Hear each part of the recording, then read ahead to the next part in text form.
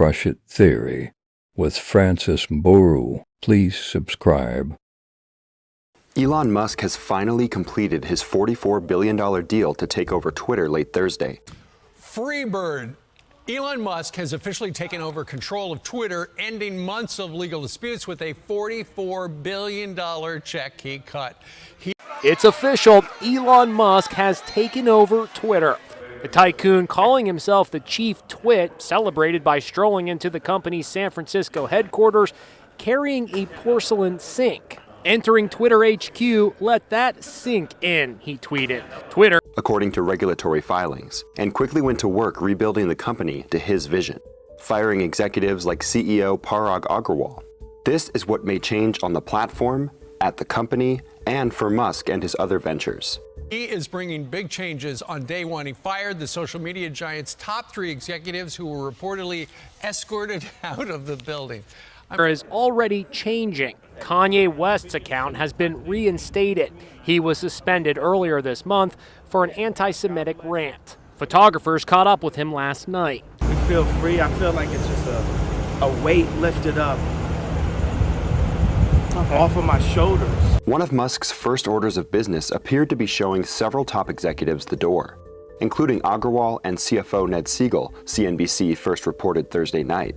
Musk plans to fire about 75% of Twitter employees when he takes power, according to documents and interviews obtained by the Washington Post last week, indicative of Musk's often hostile relationship with Twitter and sharp criticism of its content moderation policies, previously accusing its staff of having a strong left-wing bias. Although Musk reportedly told Twitter staff this week that the 75% figure is inaccurate. Musk has floated several changes to the site, including charging a small fee, reducing the number of fake and spam accounts from the site, changing the content algorithm to enhance free speech, loosening its moderation rules, and adding an edit button for all users. In May, Musk said he plans to restore the Twitter account of former President Donald Trump, who the platform banned in January 2021 due to the risk of further incitement of violence following the Capitol riot, though Trump claims he wouldn't rejoin and will instead remain on his new Truth Social site. Musk has also previously stood by Kanye West, calling the rapper his friend before Twitter banned West earlier this month for threatening violence against Jews. Wedbush analyst Dan Ives estimated last week that Musk may need to sell another $5 to $10 billion in Tesla stock to finance the deal, adding to the roughly $30 billion he's already sold this year. And shares of Tesla are down more than 40% since April 4th, when Musk disclosed his 9% stake in Twitter, largely due to concerns about Musk's sell-off and the social media firm pulling his attention away from the electric vehicle firm. The $44 billion price tag for Twitter will go down as one of the most overpaid tech acquisitions in the history of M&A deals, I've said in a note to clients, estimating a $25 billion true market value for Twitter. Musk has said he may use his $44 billion plaything to build out what he calls his X Everything app, a mobile app which could bring together a variety of unrelated services like social media, messaging, food delivery, and payments under the same umbrella, in the model of Tencent's WeChat in China. We estimate Musk to be worth $221.5 billion, making him the wealthiest person on the planet by $62 billion. Musk's fortune has tumbled more than $100 billion this year as Tesla's stock crashes from its pandemic peak. Twitter stock traded as low as $32 this summer as doubts about the deal ever closing peaked.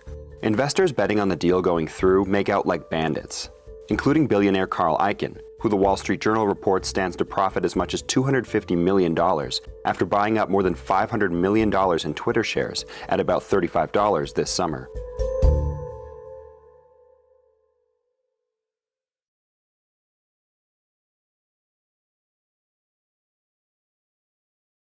I'm sure they're getting plenty of money to leave. Here with reaction, somebody who knows all about money, Forbes media chairman and editor-in-chief Steve Forbes. Steve, good morning to you.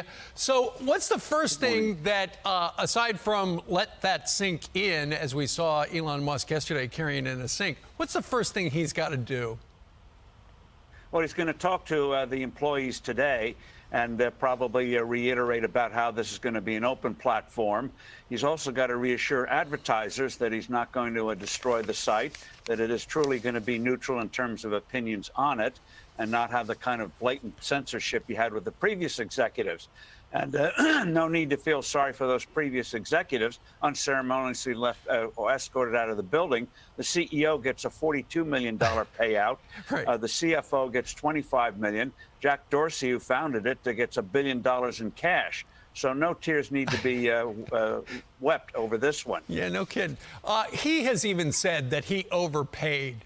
Is he ever going to make his money back on this? It's going to be tough to make this rocket ship work.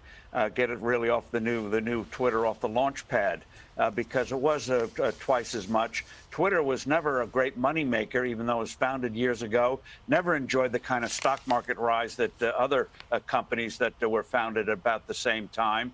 So it's always been troubled. But if anyone can do it, he can. But it's going to be slimmed down, and he's got to he's going to make sure that he's got an audience that's real, to reassure advertisers. Right, and let's see if conservatives return to Twitter. In the meantime, let's talk a little bit about Joe Biden. He was up in Syracuse yesterday, taking credit with the Democrat governor of New York State for the $100 billion brand new Micron chip factory that's going to be online, I don't know, 5-10 years from now, something like that. The president said that Republicans will boost inflation if they win the midterms. Don't the Democrats already have that market cornered? Yes, and they're the ones who brought on the inflation, and the Republicans are going to try to fight the inflation. One of the first things Republicans will do if they get control of both houses is pass a bill opening up federal lands for exploration and drilling again. By the way, upstate New York, they don't allow fracking. They don't allow fracking in the entire state of New York. You go across the board to Pennsylvania, 50,000 people are employed directly and indirectly in the fracking industry that's really provided billions of dollars of revenue over the years to Pennsylvania. So that was a self-inflicted wound. But he didn't talk about fracking in upstate New York, where they have plenty of natural gas, and about the shortage of oil and natural gas that's coming here and around the world in the next 12 months. Right, exactly. And Steve, don't you think ultimately when people go and vote, and I know early voting is already underway, I think something like 11 million people have already voted, it's all about the cost of stuff. We've never seen prices like this. Well, that's right. When Joe Biden says it's a hell of a strong economy, yeah, until you go to the grocery store or the gas pump or have to buy other products and services. And it goes from industry to industry. Prices rise, and wages are not keeping up. That's a fact. That comes from his own government. Yeah. 8% inflation, at best a 5-6% pay raise, and you're still behind the 8 ball. Exit question, your prediction. Who wins the Senate? Republicans, probably 2 to 3 seats above 50. All right. Steve Forbes, he knows his way around a poll, and he's been in the business for a long time. Steve, thank you very much for joining us on this Friday. Steve, thank you. Appreciate it. All right. Thank you. I'm Steve Ducey. I'm Brian Kilmeade. And I'm Ainsley Earhart. And click here to subscribe to the Fox News YouTube page to catch our hottest interviews and most compelling analysis. O.J. Simpson is also hailing Musk, who has pledged unrestricted free speech. Let me start off today by congratulating Elon Musk taking over Twitter.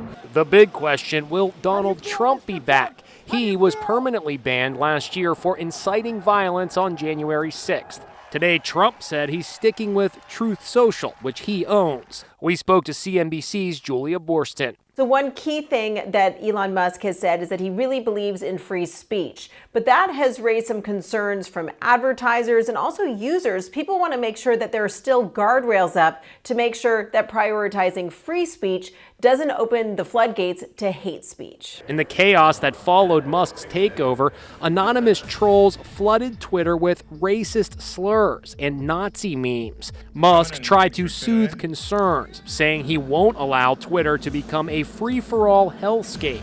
Twitter's 7,500 employees are reportedly on edge as they brace for massive layoffs. On day one, Musk fired the CEO, the top attorney, and the CFO. No one knows exactly what's going on, right? People at Twitter are in the dark. Crush It Theory with Francis Mburu. Please subscribe.